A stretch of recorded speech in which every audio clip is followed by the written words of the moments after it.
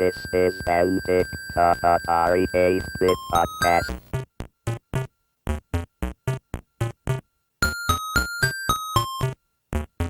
Oh boy, one of the probably worst cases of vaporware I've ever seen. We were dealing with stuff like cassette duplication, and none of us were crazy about that. And I said, hey, why don't we do a bulletin board, have it so it's subscription, and anybody who's on the bulletin board won't need to get cassettes anymore because they can just download the stuff. I'm Kevin Savitz, and this is an interview edition of Antic, the Atari 8-bit podcast. Tom Hudson is a name familiar to readers of Analog Computing Magazine. He worked at A.N.A.L.O.G, where he wrote articles, games, and maintained the A.N.A.L.O.G TCS bulletin board system. His game credits include LiveWire, Firebug, and Planetary Defense. He also wrote the popular DEGAS paint program for the Atari ST and CAD 3D, a 3D graphics package, in conjunction with Gary Yost. This interview was conducted April 17, 2015. Tell me how you got started with Atari Computers.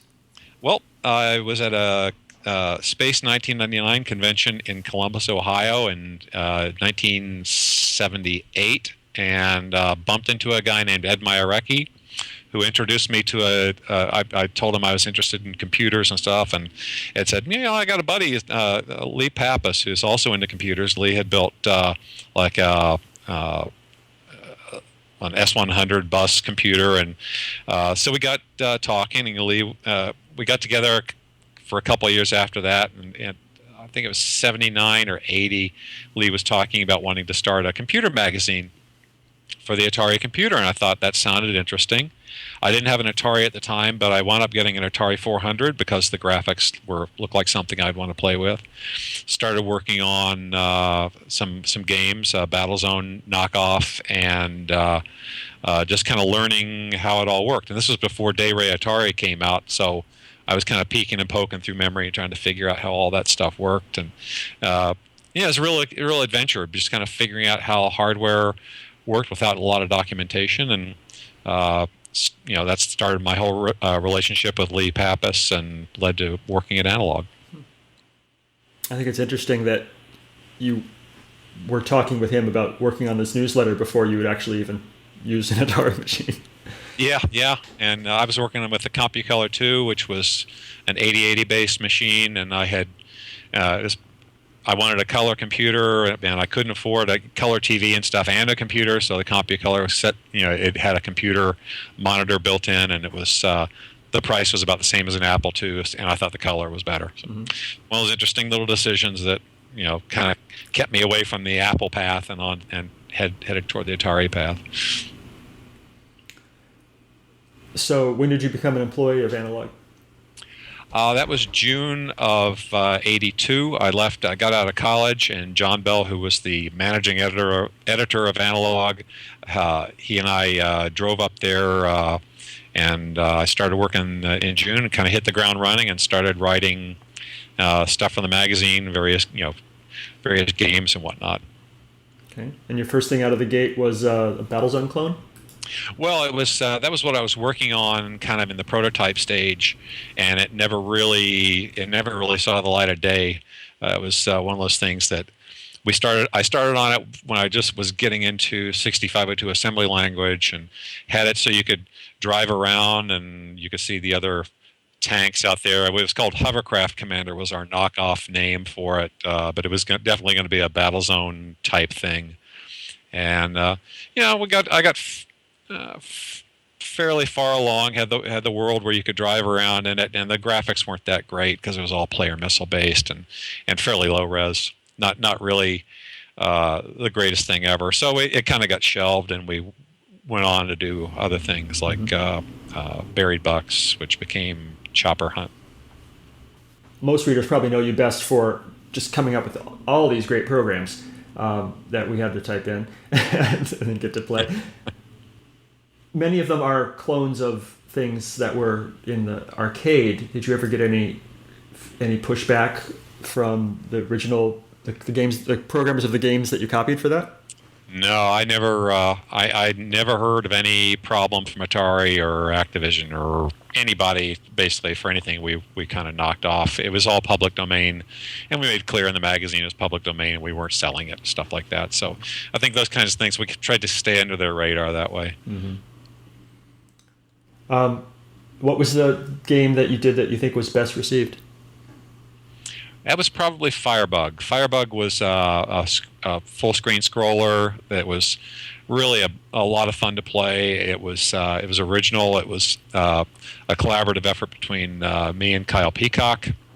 Kyle's just a tremendous programmer, a great guy. I've worked with him on a number of projects post A.N.A.L.O.G. So he's off working at IBM, and I've had him helped me out with various projects over the years. But Firebug was really great. It got a lot of good response. The people in the office played it a lot as our play testers, and after we published it, you could hear the sounds of Firebug going on in the office, which was always kind of good, a good indicator of how popular it would be. Nice. All right, opposite question. Did you ever read anything where people were just like, yeah, we hate this. This is too hard. Well, I did go to a user group meeting off in Kansas one time, and somebody, during the process of me doing my presentation, somebody said, Retrofire is impossible to land on the hard difficulty, and I said, well, I know it's possible to land, and they put me on the spot, and they fired up Retrofire on an 800. And handed me the joystick, and I set it to hard, and I landed the thing on the first try, and they were pretty blown away. It's like I knew, we play tested them pretty much, and I had to make sure the darn thing was landable and survivable on any of the difficulty levels. So that was fun. I was kind of sweating bullets, believe me, because it was difficult. So how did you become such an accomplished programmer? Was it just I know the answer is practice, but yeah, it's basically practice. And motivation. If you've got good motivation, if you want, I wanted to write good games. I wanted to write stuff that looked cool. I saw the movie Tron, and that was a real inspiration to do neat things, and that kind of led to my current career, which is actually in the 3D graphics world. But I think games are a great way to learn programming because you pretty much exercise every instruction, every type of code that you can write when you're doing a game, and it's real time, and you've got to get stuff done fast. And if you have bottlenecks in your code, you find out ways to get around them and cut cycles and stuff like that. So it was basically practice makes perfect, or at least practice makes better, and you've got to love it. It's the kind of thing where to this day, I can't wait to get in the office in the morning, and I absolutely love what I'm doing.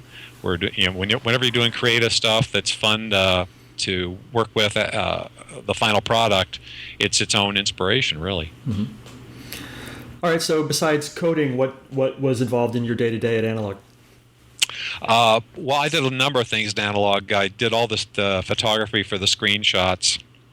I did. A lot of times, if we did black and white photos for the magazine, I had a little dark room set up in the back of A.N.A.L.O.G, and I would actually develop all the photos there and get them to the printing company. I would do. John Bell was the managing editor, and he and I were both in visual effects type stuff. So we shot a lot of the photos for the covers. Almost every photo for A.N.A.L.O.G's cover was done by John and me, and a lot of those involve special effects stuff and multi-exposures and sometimes CG stuff we would crank out on the Atari, and like some of the 3D graphics covers we did were output actually on the Atari 1020 plotter. Neat little device. I just love that thing. And I'd output some stuff. John would take it. He would get film shot of it for high contrast stuff. We would put colors in, and then we'd set up a bunch of exposures with the camera and do do the actual cover photography. I handled stuff like cassette duplication. Charlie Bichon and I would handle cassette and diskette duplication. Actually, I think we did cassette duplication and we had somebody else do diskette duplication. So it's a busy place. And I wound up doing the analog TCS telecommunications system. Charlie and I built that from scratch. So fun stuff there. I have some questions about that later. So cassette duplication, I'm guessing, was really low tech. Very low tech. We had a bank of cassette machines. We'd record a master out of the Atari. We'd set that up and we'd run it off to like 4 cassette decks at once and make sure we had cranked out as many. I forget how many we had to make for each issue, but that was one of those boring things. You just set it off. You go back to your desk. An hour later, you go back, set up a new set, and record those. So it was a small office. We only had half a dozen people in the office. So everybody had to do a bunch of different things. Sure. So there's an intriguing section on your website, which is great, and but it's called "What Might Have Been," and it's not finished. So I'm hoping that we can finish it now by you telling me stories of these things that didn't happen. Okay. I mean, I can give you. You can just go, or I can give you the titles of the sections that are intriguingly empty. Shoot me a title. Let's see. All right. Well, the first one is Hovercraft Commander, which I think we talked about a little bit. Yep. Next is called Wonder Warthog. Oh, Lord. All right. Here's a good one. This was when Brian Moriarty was there. We took a trip out to California, and there's several of us in the office really liked these underground comics by a guy named Gilbert Shelton, and he was famous for doing something called the Fabulous Furry Freak Brothers, which was an underground comic from Ripoff Press, and he also did a comic called Wonder Warthog, and it was a superhero warthog. It was it's just. We thought it was a lot of fun. It was a fun comic. It was kind of it's an underground style comic, so it's kind of goofy and. So what we wanted to do is like a third-person type game where basically you would control Wonder Warthog going out and doing super kind of stuff, and have it be kind of based on some of the comics and some of the characters and just some of those items out of the comic strips. So we went out to California on one of our trips to I think the West Coast Computer Fair, and. Had a meeting set up at Ripoff Press, and we were all looking forward to meeting Gilbert Shelton, and we were hoping he'd have a whole bunch of ideas or concepts or things he would like to see in the game, and so we meet with him, and he was like completely disinterested. And it was one of those kind of letdown things where you want to meet this guy who you think's going to be like full of ideas and bouncing stuff around, and the meeting was pretty much a dud, and we all kind of left thinking, well, we'll go do something else. So it was one of those kind of letdowns, but I'm glad we didn't spend a lot of time on something and have it not be, a lot of fun to do. Yeah. The Amiga Magazine. Wow. Okay. Well, this was very interesting. I'd like to write up a whole detail on this. In fact, I pinged Lee a while back when I was thinking about doing a write-up on this.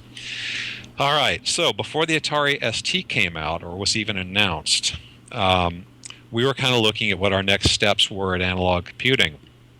And we had heard these rumors about the Amiga, and it was being designed by Jay Miner, who had designed the Atari, and it was going to have even better graphics and all this super stuff. So we were very intrigued, and we were absolutely laser focused on doing an Amiga magazine next, and after in addition to doing analog computing. So we actually went out to it was out in California, and on one of these trips out, we actually, it was like Lee and I don't know if John was with us or not, John Bell, or anyway. So we flew out. We went to the Amiga offices.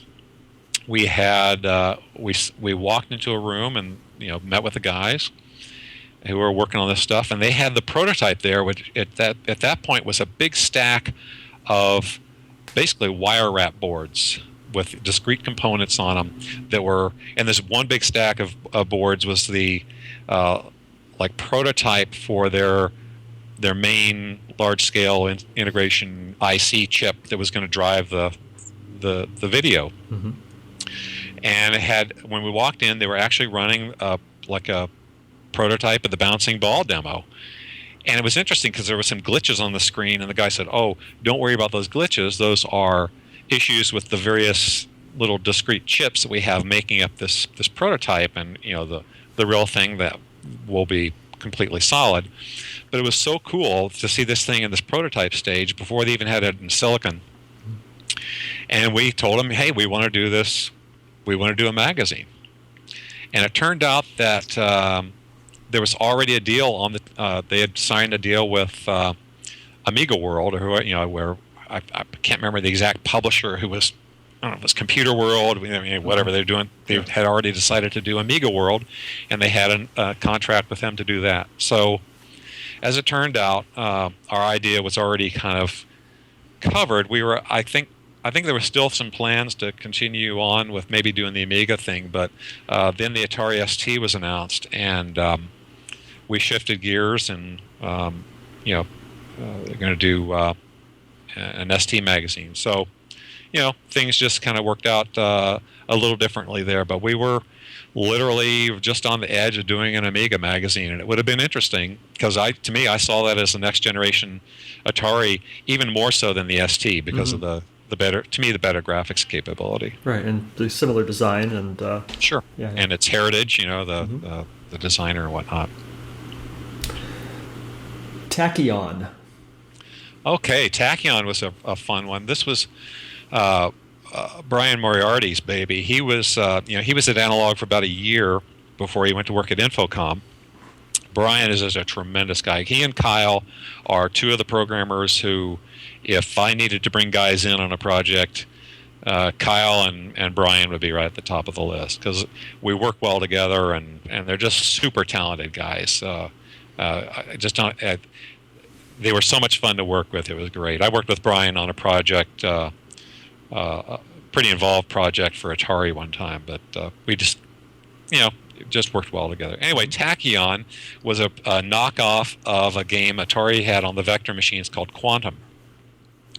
And it was, Brian had it pretty darn far along. He had it so he had particles and stuff flying around on the screen. Mm-hmm.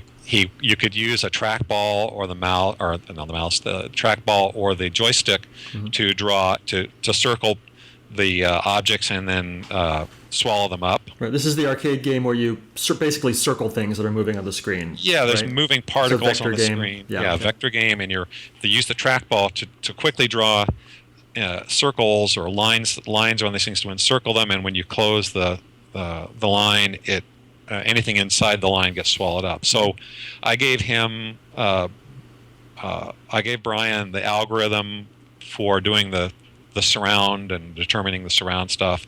So he had it so you can actually surround these things on the screen, and with the Atari trackball, and they'd add to the score and all that. And then he was working out the rest of the gameplay. And the problem was he wound up, in the middle of all this, he wound up working for Infocom. So Tachyon was never finished. And a couple of years back, I actually contacted Brian. I said, "Hey, I'm dusting off." I had actually gotten one of the devices that lets you hook Atari disk drives up to the PC. Mm-hmm. And I said, "Hey, I'm copying some of my old 8-bit disks off. Do you happen to have the source code for Quantum, or for Tachyon?" Mm-hmm. And he's like, "Well, I'll send you what I got." So he sent me a whole bunch of these old Elephant diskettes and stuff from back in the day. A lot of labels were like falling off of them because the adhesive didn't work anymore. But the disks were mostly readable, except the one that had Tachyon on it. Mm. And it was, I just wanted to cry because I would have given my eye teeth to get that basically back into the 800 and finish it up. Would have been great. Oh, that's heartbreaking. Yeah. But it's funny, and the Tachyon particle, he had a little player missile graphic set up, and if you know anything about physics and the Tachyon, the idea is that the Tachyon can travel backward through time in this game. And there's something he had in mind for the game. You'll have to interview him one of these days and ask what his idea was. But the tachyon was a little particle with like clock hands running backwards on it. So it was some kind of a special, if you surrounded the tachyon, you would get some kind of, who knows, extra time or something. Extra time or whatever. Oh, that's clever. Borrowing money / saving money. Well, that was a project that Brian and I worked on. It was kind of a boring one, but it was great. It was all assembly language. It was a financial package that Atari had contracted us to do.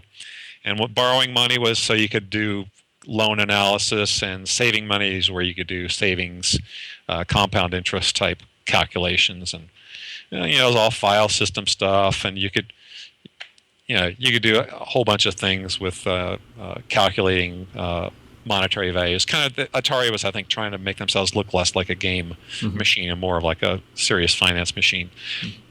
And I don't think those were ever actually released, although I did see online somewhere somebody had the memory images from them, and so that's the story there. Brian and I did that and turned it in. A.N.A.L.O.G got paid for it, and I guess it never saw the light of day officially. So I didn't realize that A.N.A.L.O.G did projects for Atari directly. Yeah, that's the only one we ever did for them.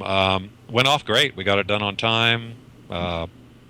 It's just one of those things that I'm not sure how it all came about. I think Lee talked to the Atari guys. Maybe it wouldn't surprise me if it came out of that meeting where we showed them the Hovercraft Commander prototype, and they said, "Oh, we've already got somebody working on Battlezone."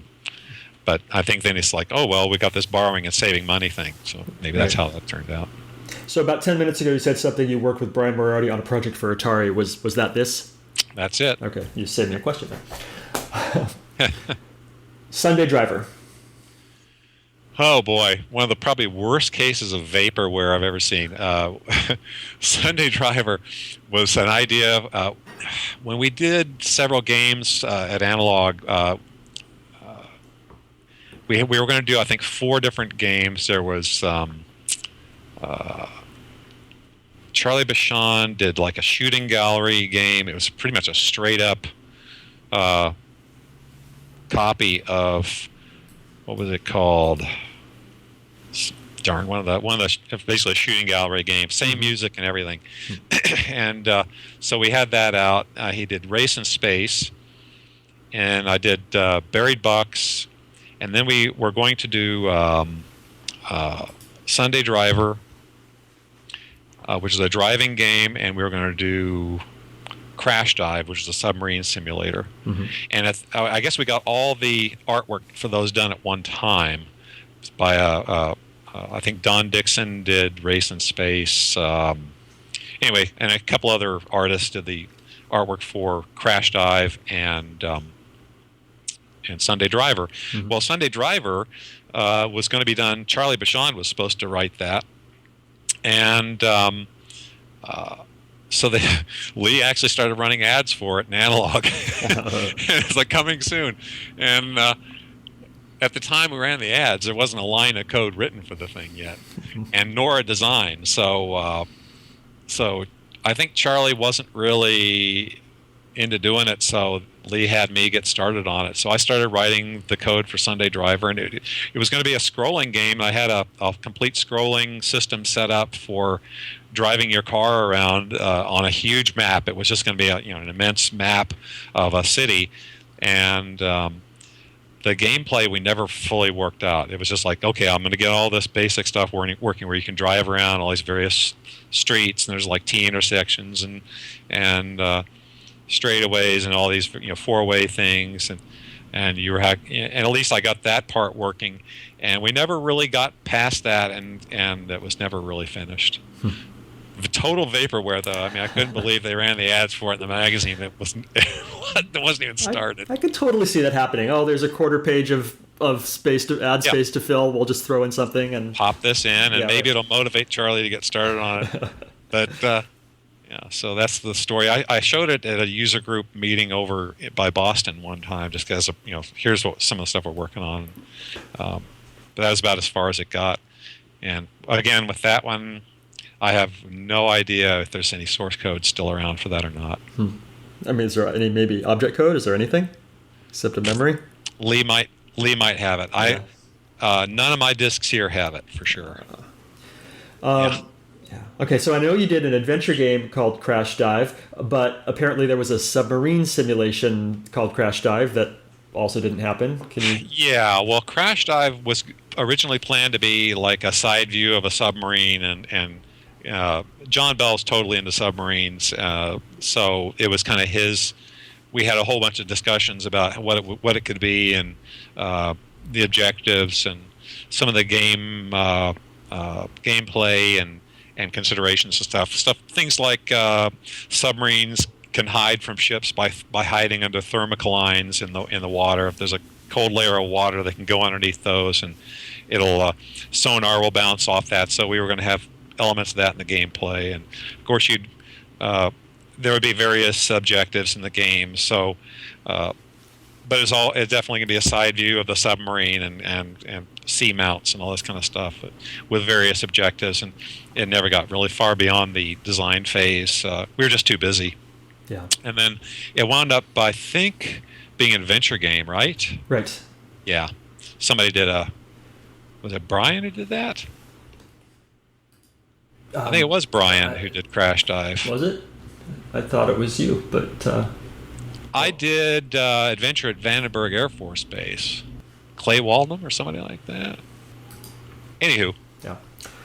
Can you think of any other projects that vapored that didn't happen that were interesting?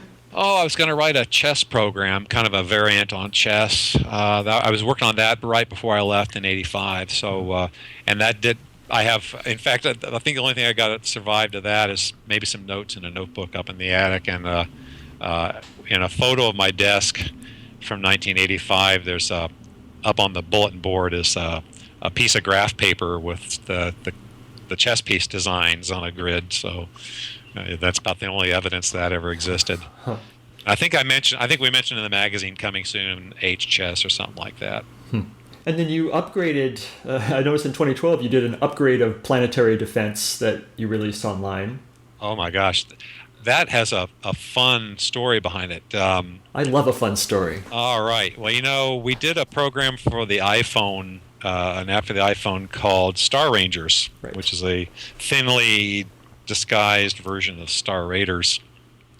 We always wanted to do a version of like a Super Star Raiders. John Bell and Lee Pappas and I were total Star Raiders fans, and we always wanted to do a super version of Star Raiders for an expanded 8-bit machine, or like the at the time the Amiga was being announced, we were thinking, man, we get the Amiga, we'll do a Super Star Raiders, But so we did Star Rangers, and then I found the source code. I got the source code for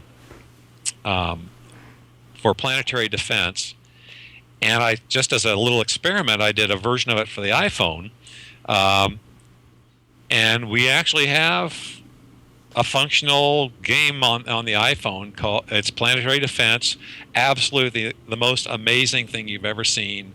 It ups the it looks like Planetary Defense, the same kind of play field and stuff, same orbiting satellite kind of deal, except it's done with high res graphics on the iPhone. I mean, the planet part is low res pixels like you would have like in Graphics 7. Mm-hmm.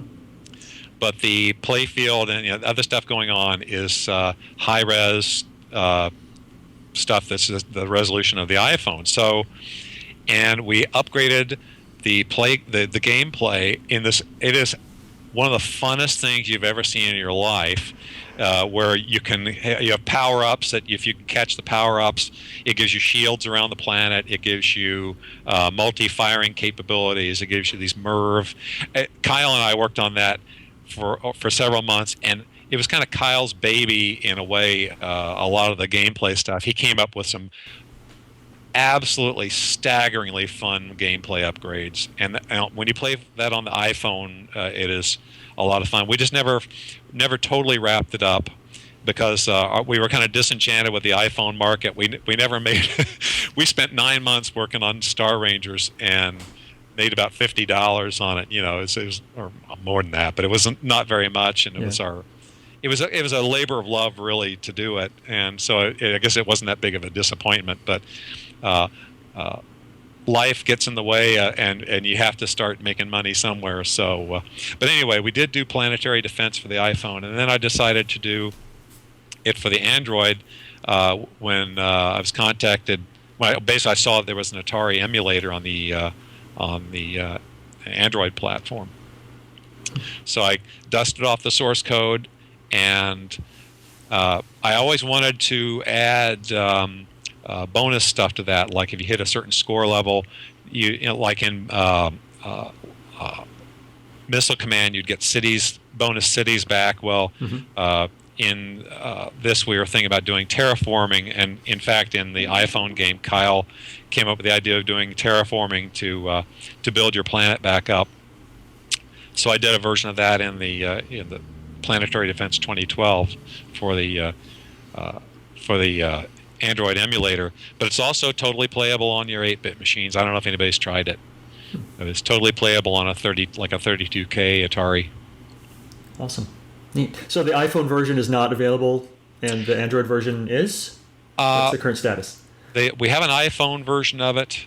The Super one Kyle and I worked on is actually just, I have it here on my MacBook. Mm-hmm. I'll have to see if I can make that available, put it up on the website for fun. Just a little exercise for people to play around with. I'm not sure exactly if it'll work on the newest iOS, probably won't. But I'll have to take a look. Yeah, and Star Rangers is gone, I believe. It's not in the Star App Store. Rangers is it's gone. The A.N.A.L.O.G website is now parked with some good Lord garbage in Japanese. Lee forgot to update or re-register it, and it got snapped up by somebody with some Japanese thing. Yeah. Fun project, though. I mean, we spent a lot of time on Star Rangers, and in fact, at one point in the prototype stage, I had a version of it that actually looked exactly like Star Raiders, with the little pixel ships and everything. Nice. All right, let's talk about this TCS, the A.N.A.L.O.G TCS. Sure. You've got a big write-up about it on your website, which I've read. I know that it was basically a BBS where people could log in, download stuff without typing it in. There was chat room and stuff. Tell me about it seems like it was a big technical issue to have a multi-line BBS all sharing one Corvus drive. Tell me the story. It was a huge deal. I mean, it was kind of before, we were dealing with stuff like cassette duplication and things like that, and none of us were crazy about that. And I said, hey, why don't we do a bulletin board, have it so it's subscription, and anybody who's on the bulletin board won't need to get cassettes anymore because they can just download the stuff, and it'd be easier for us. And you could get, when I pitched it to the bosses over there, Lee and Mike, I said, hey, you could charge subscription fees and make some pretty good bucks on this thing to boot. So I spent a fair amount of time developing this thing. It was all assembly language. It was a tremendous amount of fun to write, mostly because it was running on 16K Atari 400s, and it had so much code that it wouldn't all fit in memory at once. So I came up with basically a memory paging scheme where when you needed the various modules for the text editor or download stuff or chat room, it would basically page those in because they were loaded at a certain memory address space. And so that all worked great. It was all, like I said, all assembly language, all built on the Corvus, talking to one Corvus hard drive, which was a trick because the Corvus, they had a multiplexer for it where multiple machines could share the drive, but there was a huge caveat. They told you can never have them write to the same drive because it'll cause errors in the file system. Mm-hmm. And so I worked a way around that by using a little traffic cop hardware board that Charlie Bachand helped me design, and I built it. Charlie was great because he knew all about electronics, and he taught me a ton about working with electronics and design. And so I built this little device up, which not only would let us kind of control access to the hard drive for writing, but it would also functioned as a a chat room bus, basically, where all 7 of these machines could talk to each other over their front ports using this weird hybrid serial parallel bus that I used one joystick port for. Anyway, it was a ton of fun. It was just as a technical challenge, it was really too much fun. To sit there and you'd be sitting in the office, I'd look over and you'd see 4 or 5 users on it at a time and working smoothly. It was great. Wow. And it was kind of one of those things that you really pushed the envelope on what those Atari 400s could do. But they were all sitting there on a shelf unit, and it was a blast. What happened to it? What happened to the data? Is the drive still around somewhere? Oh, I'm sure that drive is long gone. I think they sold it to a guy named Chris Meyer. I think the name is correct, Meier, I believe. He was down somewhere, I think, in Texas, and he had a bulletin board system. And I guess what happened was, after I left A.N.A.L.O.G, maintaining the TCS was kind of a headache for them, so they decided to just migrate it all over to CompuServe. And so I think then what I heard was they sold the TCS hardware to this guy Chris Meyer, who used it for a bulletin board down there for who knows how long. And a while back I was contacted by another guy who I think got hold of it from Chris. But in any case, that's where it ended up, and he was running a BBS on it down there. How did your time at A.N.A.L.O.G come to an end? It was, I guess, early '85, and this is where I'll tell the truth. Basically, A.N.A.L.O.G didn't have any kind of healthcare or dental program or anything like that, and I'd run into some situations where I needed some health insurance, and that was kind of one of those things where I needed, we had a talk with the bosses about it, and initially their attitude, Mike's attitude was, well, if you don't like it, you can always leave. And I'm like, wow, I didn't expect that response, but that's the response I got. And by the end of the meeting, though, he had said, well, tell you what, we'll work something out with, we'll do a 50-50 split if you have medical expenses and stuff. So fine. But I think at that point, the attitude kind of, as John Bell and I had this discussion. I mean, John and I we were very close. We had grown up in high school together and went to work at A.N.A.L.O.G pretty much the same time. And there's that kind of thing where we came out of that meeting and looked at each other and said, well, our days at A.N.A.L.O.G are numbered, because the attitude Mike gave was just one of those things that kind of told us that, I think we weren't really as appreciated as we probably should have been. So we made a deal where the first of us that found a job elsewhere we'd both leave. So that's the deal we made. And turned out when the Atari ST came out, I started doing some work with it after hours and started working on a paint program, and that was what became DEGAS on the ST. And Batteries Included was interested in marketing it. So they contacted me, and we made a deal, and that was in, I think, July of '85, and then I gave them my 2 weeks' notice. So I think my last day was middle of August of '85, and then I went off to work for myself on the Atari ST, and still did a little 8-bit stuff, but it was pretty much when you're self-employed, you have to, just keep on whatever's making you the money. So it was the Atari ST from that point, pretty much primarily. And then you started writing for Start magazine, which I thought was interesting. Yeah, because Gary Yost, who was with Antic at that time, right shortly after I made the deal with Batteries Included for DEGAS, Gary gave me a call and said, "Hey, I'd like to be the person who sells your paint program." And I'm like, well, sorry, Gary, I've already made a deal with Batteries Included. But I was definitely of the mind that I didn't want to put all my eggs in one basket. And so I told Gary that I would be happy to work with him on my next project, which was going to be a 3D modeling program, kind of based on the solid states, which I did for the 8-bit machines. And so he said, "Sure, let's do that." So that actually became CAD 3D on the Atari ST, and then grew up to be 3ds Max on the PC. Let's see, what else? You wrote the boot camp column at A.N.A.L.O.G. Oh, that was a lot of fun. I mean, teaching people how to do assembly language. I've gotten some real nice, letters over the years that people tell me, "Hey, I just want to let you know that I got my start in programming, reading A.N.A.L.O.G, and typing in your stuff in there and learning your learning programming from your columns." And it's like with these really humbling letters. They're like, "Wow, this guy's got his start, and he's doing stuff now because of what we did at that little magazine, 30 years ago." So nice. It's very nice to hear those things, and I am always, like I said, real humbled. It's like it's cool to be able to be an influence on somebody in a positive way, And I think the Atari was one of those machines that people just love to use. So it's fun to be a part of that. There's someone on the Apple side of things who had a column like that for one of the Apple magazines recently came out with a book, and it's just basically all those columns in book form. And I'm sure the Atari community would love something like that if you found the energy to do that. Oh.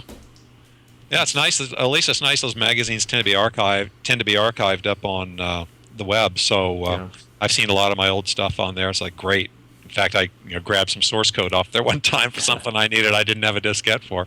Nice.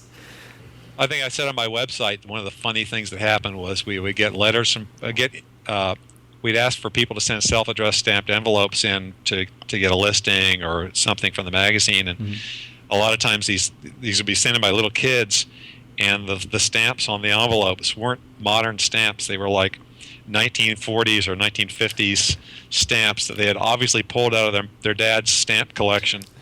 And when they stuck it on the envelope, the stamp was officially ruined, and we were like horrified that this had happened. Like we had been the instigators of somebody's stamp collection being raided. But it was one of those just things that happened. Pat Kelly in the office would come back and he'd be like, "Look, guys," and oh my gosh, these guys ruined these collector stamps. Wow, it's like, kids, ask your parents before sending a letter. Yeah. Wow. What haven't I asked you that I should have? Oh, gee. Yeah, pretty much covers a lot of it. We had a great time. It was, until I started working for myself and doing some of the stuff for 3ds Max and the PC, it was the funnest job I ever had. I like to say it was a tremendously fun job. Everybody should have a job like analog computing at some point in their life, where basically you get up in the morning. John and I had an apartment. We get up in the morning, have breakfast, and it's like, let's go. We could not wait to get into the office. There were those times when we had everybody would be in the office working till 1 in the morning to get the magazine out. And those were tough, but you know what? We loved it, and we had a lot of fun, and I'm still friends with everybody who was at the magazine at the time. And, Kyle and I talk fairly often. Brian Moriarty, I see him occasionally on Facebook and stuff. And John, I talk to pretty much every day. He's doing 3D graphics work up in Portland. It really is. It's a great memory, and the Atari community has always been fantastic. I still have my Atari 800. I still have my STs. I got a couple of STs here. Everything's been migrated over to the PC here, where I can run it under emulators. And I got my Planetary Defense on my Android device here on my phone, and the Choline emulator. If you haven't picked up the Choline emulator for the Android, pick it up. It's really nice. Very nice piece of work. So I love that. I always ask this question, and it's kind of a moot point for you because you are active you're on Atari Age, and people can find you if they want. But I always ask this question. So, if you could send a message to the Atari community, and you can right now, what would you tell them?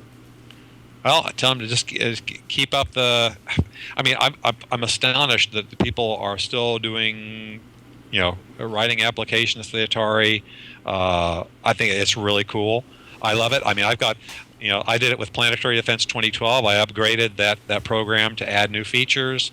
And what's really fun is I worked with the guy who did the Android emulator. We added a device that lets it actually talk to the internet via URLs. So it actually has a high scoreboard that it posts the high score on the through the standard I/O system on the Atari.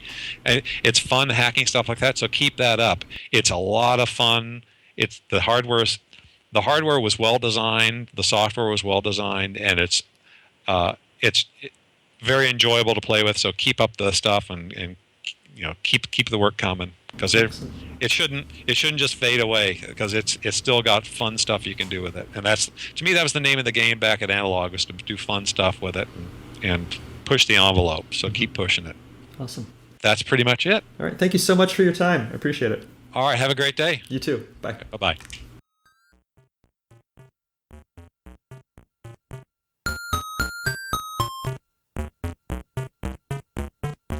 If you enjoy these interviews and would like to contribute something, I encourage you instead to donate to one of our favorite organizations, the Internet Archive, at archive.org. The Internet Archive is a nonprofit digital library with the stated mission of universal access to all knowledge. They've done incredible things to preserve computer history, including hosting thousands of programs in an in-browser Atari emulator, creating the Wayback Machine, and offering full-page scans of countless Atari computer books and magazines. Make your tax-deductible contribution at archive.org/donate.